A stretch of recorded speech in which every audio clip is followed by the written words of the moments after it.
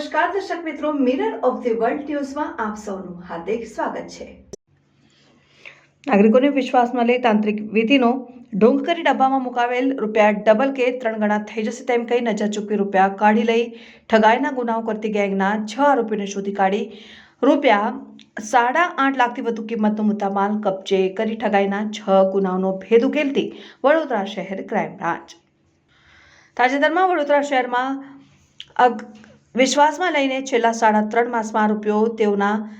તેઓમાં રાજુ, અશોક, અરવિંદ, મહારાજ, મહેશ જેવા ખોટા નામો જણાવીને તાંત્રિક વિધિનો ઢોંગ કરી ડબ્બામાં મૂકેલ રૂપિયા ડબલ અને 10 ગણા થઈ જશે તેમ જણાવી વિશ્વાસમાં લીધેલ નાગરિકોના રૂપિયા મેળવી ઠગાઈના ગુનાઓ કરેલ। જેમાં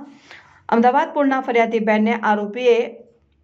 માતાજીના ફોટાવાળા સિક્કા ઉપર 10 ગણા રૂપિયા કરાવવાનો ભરોસો આપતા ફરિયાદીને માતાજીના ફોટાવાળો સિક્કો સાથે પૂજા કરવાના બહાને ડબ્બો બોલાવી સ્ટીલના ડબ્બામાં ફરિયાદીના રૂપિયા 30,000 મુકાવડાવી ડબ્બાને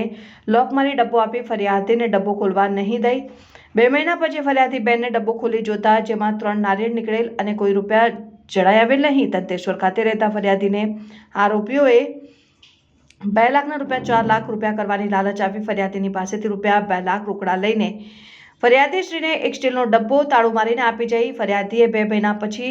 ઘરે આવીશ ત્યારે તાળાની ચાવી પણ લઈ આવીશ ત્યારે આ ડબ્બાનું તાળું ખોલવાનું છે। આ ડબ્બામાં વિધિના કારણે 2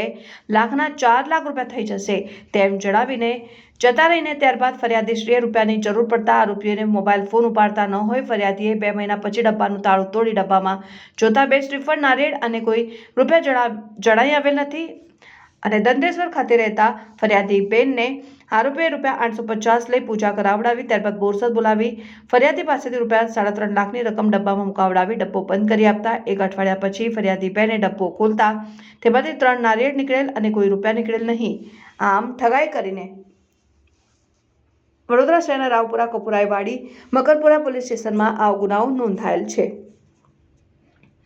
પકડાયેલ આરોપીઓમાં પ્યારે સાબ ઉર્ફે પ્યારો ઉર્ફે ભૂરો, કાળુભાઈ ઉર્ફે અશોકભાઈ,